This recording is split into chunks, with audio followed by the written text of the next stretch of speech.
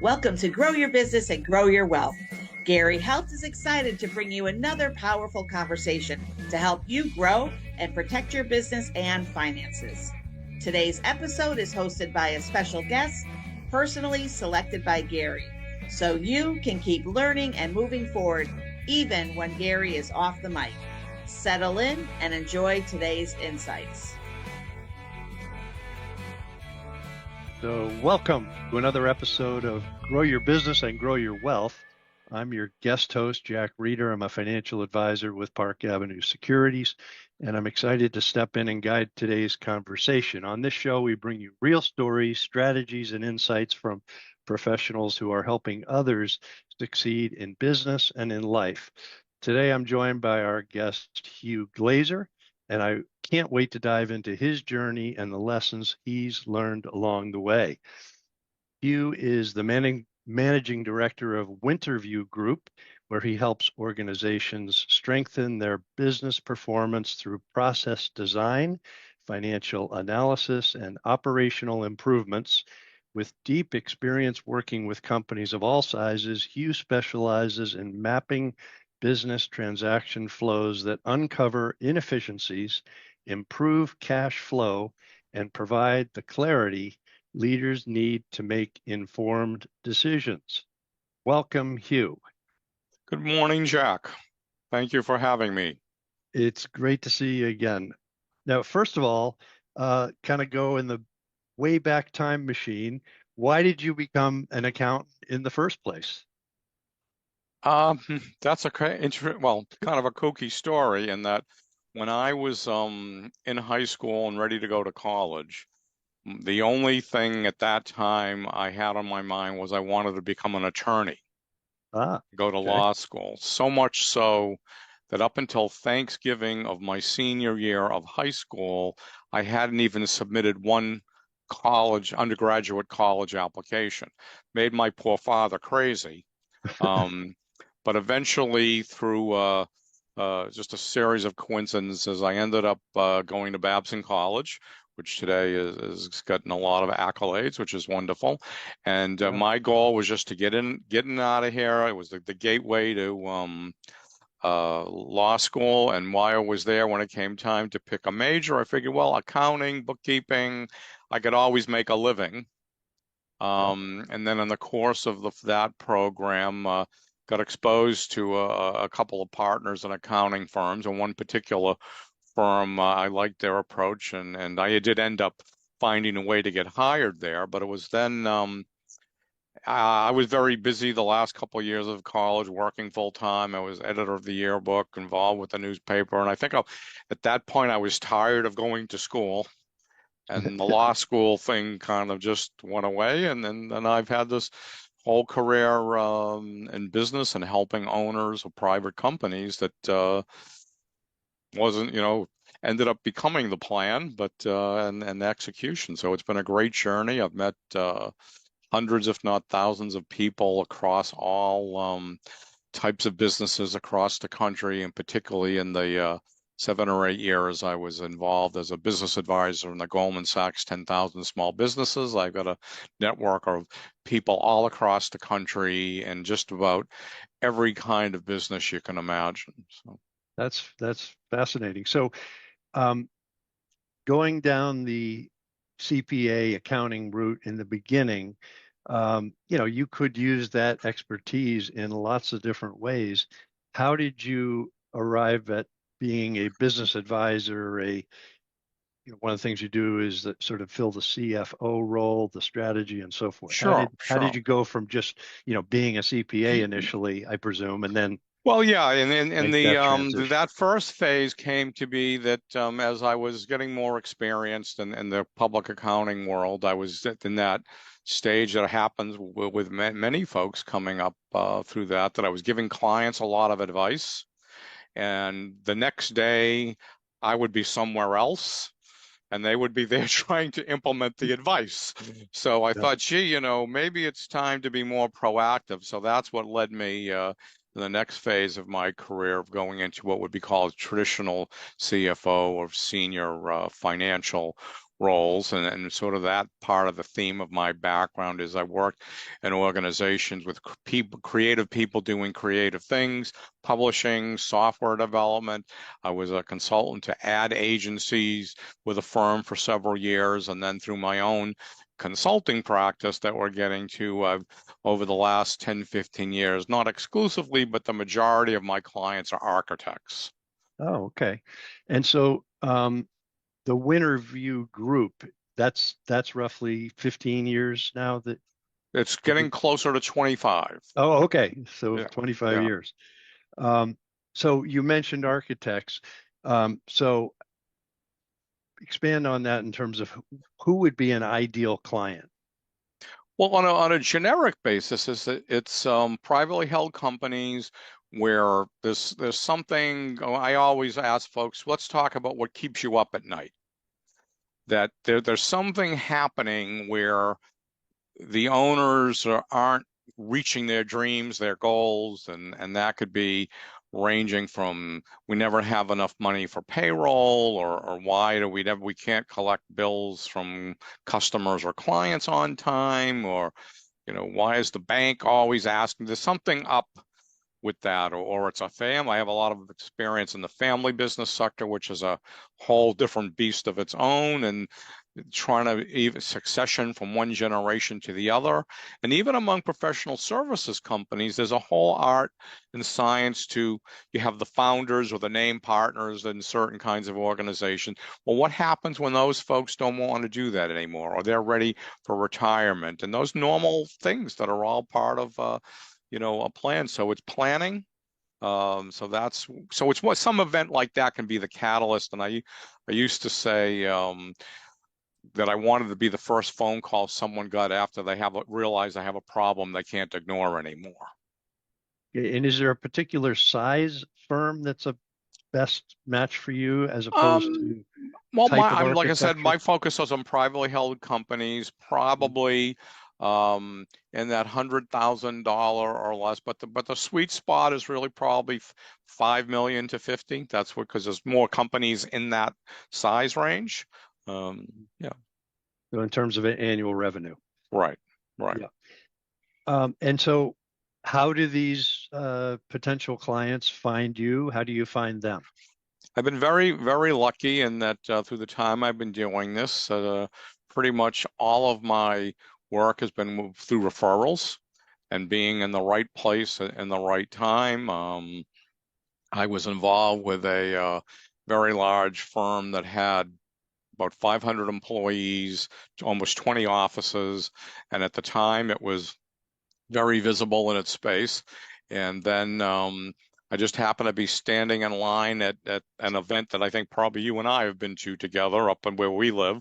And the person either waiting to speak to the speaker, and the person in front of me or behind me happened to be a principal on an architecture firm. I talked, I said, oh, I've got this other experience. And they said, oh, that's great. And they called me in a week or two later, and just one thing builds on another, and over time you develop an expertise, and that bring the added value that I can bring because you get to see the window of different firms. Every firm has a different culture, and I think that's one of the benefits. What at the time I started this, there may be, and I'm in the Boston area, if the accent isn't obvious, that there were maybe not even a half a dozen people doing this in the Boston area. So when you talked about part-time CFO or fractional CFO, you had to always explain in every conversation what that meant. But today it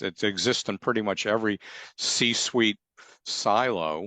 And the one thing that of the many added values it brings to firms is you're working with folks that have windows into multiple organizations. So it's not that any one is right, but I can bring a perspective that says, hey, have you thought about this? Have you thought about that? You get this sharing of the brains of many smart people. I mean, every organization is unique and has what I call their own secret sauce. And what I try to do is bring the right best business practices and disciplines, so to speak, to each firm without getting in the way of their secret sauce. So, Hugh, what would you say if you had to, maybe just the top three, or it doesn't have to be three, but what are the most common issues that you find you can help with, maybe in the beginning of a relationship? Sure.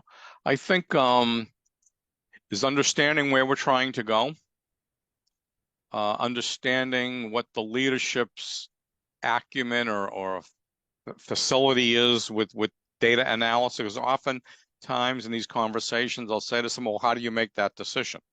And they say, well, I have this report. And I say, well, show me the report. And when I look at the report, the decision they're making based on the report is the last decision I would make on that, because they don't understand the data flow. And so I think that it's having a clear schema, have an understanding of these technical things. I mean, most people don't start a business because they want to run the business. They have a dream, they have a talent, they have an expertise, an idea for a new product or something, and they want to bring it to market. And the price of success is now you have an organization. You may have employees, you have responsibilities, and you have to get those kinds of things set up. And just like you have to go to driver's school to get a driver's license, or if you're interested in something like flying a plane or scuba diving, you need to get the proper instruction. So there's some of these mechanics that, while they seem simple and for smart people, but having the way to get your financial reporting and financial statements takes a little, coaching. And I think the next segue of the three things, the places that I see, the big headline is that organizations underinvest in their own infrastructure. There's the difference of working on the business versus working in the business. And the working on the business includes investing in one of the places, particularly, we're still in an economic market that has a little up and down kinds of swings. I think people when times get a little tough, one of the first places that gets cut back is marketing. When it's from a financial perspective, money is tight, let's reduce expenses, but it's counterintuitive. If marketing and sales is what drives your revenue and your growth, when things are tight, cutting back is not the first. That's not the first area to go to. You may need to think creatively, get some new marketing or branding resources, and do that. And the same thing is underinvesting in your internal business operations, whether it's bookkeeping resources, financial software, tax planning, just because very often I find that it's certainly in an old school kind of model, the owners or companies some days feel like they're working for the bookkeeper or the accounting people because they don't have their own awareness of what the numbers or the processes mean. So I think it's that's what I try to help folks do, is get educated on a 360 basis of the various components of running a successful company, not just the dream, that they started it to deliver on. So, if you were to think back over, your career really, and all of the clients you've either worked with or maybe were hoping to work with and did not get to work with, I'm curious if there's an example of, things going wrong with companies that don't, they don't do things right, and then therefore they run into big problems. What would be an example of something like that? Well, I think sometimes on a sort of first level generic answer, it's because they don't have an understanding of how they're making money. So therefore, they don't have an understanding of why they're losing money in those kinds of situations. So I think two examples is I worked for a service organization for a while that had multiple locations, with vehicles and pickups and things like that, and they got an opportunity to provide a branded service that was sort of a competitor in a certain niche, and their thinking was, well, this is going to give us more volume. and more volume is good. But they didn't do the right analysis of what was the profit on the volume. They were actually losing more money on this new idea because they didn't do the analysis right. I also had early on a consulting company that was very profitable in a particular software niche. And they came up with an idea to softwaretize some of their process so that rather than selling consulting, they would have a software model. And wasn't a bad concept, but they were so gung-ho about the software that they stopped feeding and growing the consulting business, which was extremely profitable. Software is a lot back then, things are a little different today, but a number of years ago, software is a very big time sink, investment, time to market, and all those kinds of things. And they put themselves on the edge of going out of business. So it's growing the wrong way is maybe the more direct answer. And I have one more that was a family-owned business that had to wrap things up probably with a couple years of hitting its 100th anniversary. There was some difference of opinion about what was going on, what they needed to do. They were struggling. I came in as part of a team that was, if you're familiar with those, turnaround, that's troubled companies when the bank says, hey, you need some help or we're not going to fund you anymore. So I was part of a team that we came in, put a plan together. We were well known to the bank. The bank said, okay, well, we're going to work with you and that team. We're going to ride it out. And we had a plan together. We were having board of directors meetings. There were two principal shareholders. One day, one decided he didn't want to deal with it anymore and just walked away. So we keep going on the plan. We're still a good plan. We're working the plan. And then 6-7 weeks into it, the remaining fellow wasn't executing according to the plan. And I said, what's up with that? And he said, well, you should have known in all these meetings we had, when I didn't say anything, I didn't agree. Oh, of course. And unfortunately, within 12 months, he no longer had a company. So, all right. Now I'll give you the other side of the coin. What's maybe your favorite success story? Oh, I've got a lot of them. It's seeing firms, accomplish their dream, either passing it on to a next generation or being able to sell it at a premium. I have one client was a very large organization, and the nature of the way it was, the right thing to do was to sell it to a third party. And then this person, wonderful individual, type A, he was so worried about what he was going to do after the company was sold that I helped him start another company before the transaction finished. And the part of it was he had some key people he wanted to keep employed and all that. And maybe 6 or 8 months into it, he found that being able to play golf every day and having a, let's see, 6, I guess that would be mid 7-figure money in the bank wasn't as hard to work through as he thought it would be. So we ended up winding down the new company shortly after that. And then I've seen a couple of other firms that have done professional service firms where we're in the second or third succession generation after the name partners. So that's a very great to see that the legacy continues. And so it's I enjoy when you see that happen. And I think even in a lot of the work I did with or I've done through the 10,000 Small Businesses program is to see business owners say, okay, I get this. This is how this will help me, and see them execute. And in that program, everybody has to write. It's like a business plan, but it's a growth plan where they talk about, here are some specific milestones that I want to accomplish in the next 3 to 5 years, and how do I get there, and see people do that. So tell me more about that 10,000 Small Business Well, Program? the Goldman Sachs 10,000 Small Business Program is a wonderful program. It's a joint venture, so to speak, between the Goldman Sachs Foundation and Okay. Babson College, and they've created this 13-week, you could call it business boot camp or mini MBA, where it's owners of privately held companies get put through a 13-week drill of all the various components of running a business. They also have a mentor or an advisor or someone like me that works with them through the program.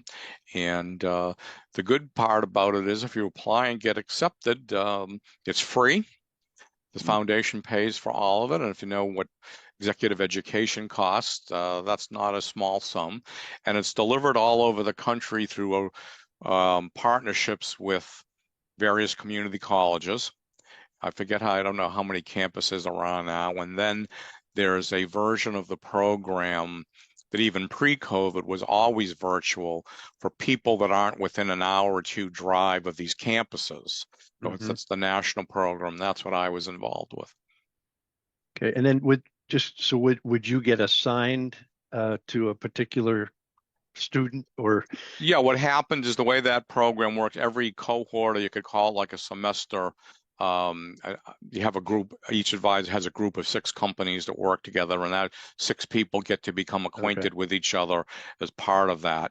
And at various points in times, I was actually a lead advisor, keeping an eye on other advisors on the cohort for a number of years. So it's actually a very, very enriching experience, because I always have great admiration for entrepreneurs, because it's really the heart and soul of our economy.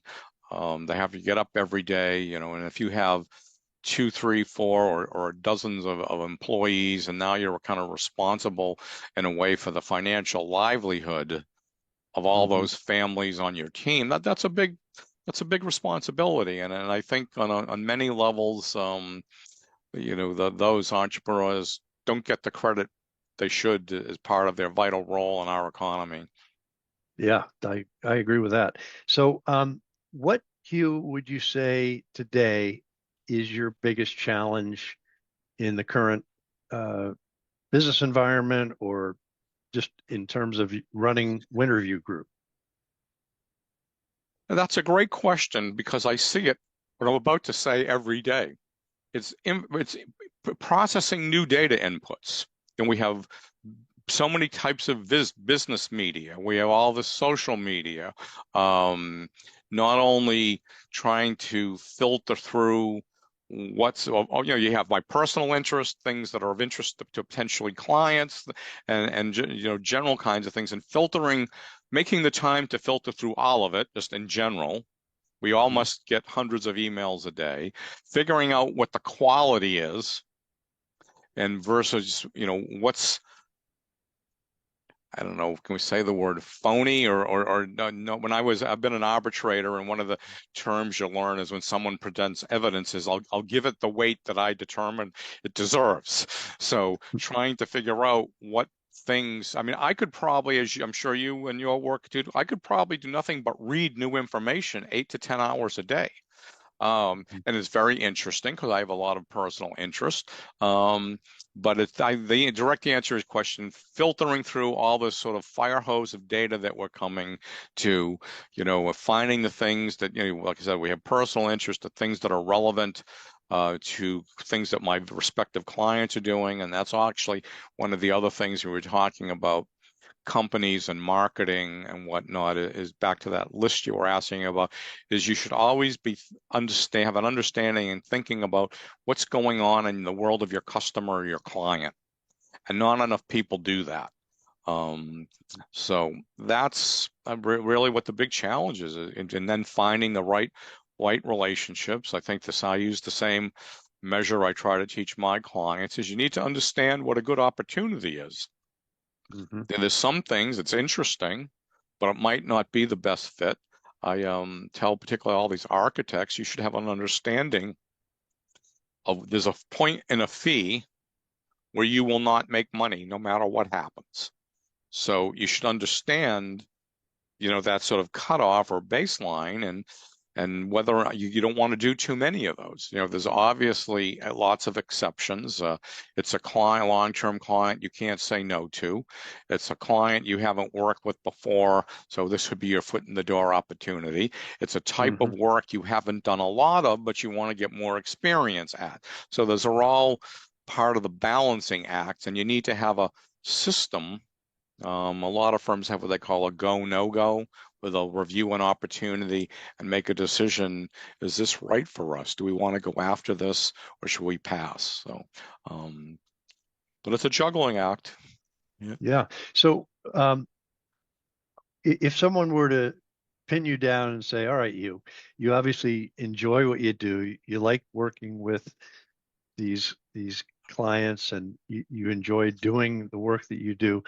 What do you like best? If you had to just pick one thing, what do you like best about every day you get up and it's like, sure, the thing I like best about this is? Well, I think it's the ability to help people and working with people that realize, hey, I need a hand with this, and making a difference. And you can see that every day. And I just had something happen where I sent sort of an article I read in a newspaper about some tax law changing. I sent it to the appropriate person at a client and said, you're probably aware of this. And they wrote back and said, that was fantastic. I went to a seminar 3 months ago about this, but this article was better than the seminar. So it's the kind of thing where you get a sense you're making a positive difference. Yeah. All right. So Hugh, how can we get in touch with you? How does one make contact, learn more about you and how you work, and so forth? Sure. On a general level, you can find me on LinkedIn or my website, winterviewgroup.com, or you can send me an email at info@winterviewgroup, and be happy to follow up and just have a no obligation chat or cup of coffee. Just say you're a friend of Jack's. Okay, that sounds good. So thank you very much, Hugh. And thank you for joining us on Grow Your Business and Grow Your Wealth. I've really enjoyed today's conversation with Hugh Glazer, Managing Director of the Winterview Group, and I hope you found it as valuable as I did. Don't forget to subscribe to the podcast so you never miss an episode. Again, it's Grow Your Business and Grow Your Wealth. You can find us on Apple Podcasts, Spotify, and anywhere you listen. And if you got value from today's episode, please share it with a friend or a colleague who might benefit. I'm Jack Reeder, guest hosting for Grow Your Business and Grow Your Wealth. Thanks for listening, and we'll see you next time. John Reeder, registered representative and investment advisor of Park Avenue Securities, LLC, PAS, 160 Gold Street, Suite 310, Needham, Massachusetts, 02494. Securities products, services, and advisory services are offered through PAS, a registered broker-dealer and investment advisor. 781-449-4402. Financial representative, The Guardian Life Insurance Company of America, Guardian, New York, New York. PAS is a wholly owned subsidiary of Guardian. The Bullfinch Group is not an affiliate or subsidiary of PAS or Guardian. Life insurance through the Bullfinch Group Insurance Agency, LLC, an affiliate of the Bullfinch Group, LLC. The Bullfinch Group, LLC is not licensed to sell insurance. The Bullfinch Group is not registered in any state or with the U.S. Securities and Exchange Commissions as a registered investment advisor. John Reeder, California Insurance License number OF11617, Florida Insurance License number A216798. PAS is a member of FINRA SIPC 8236744.1, expires 0927.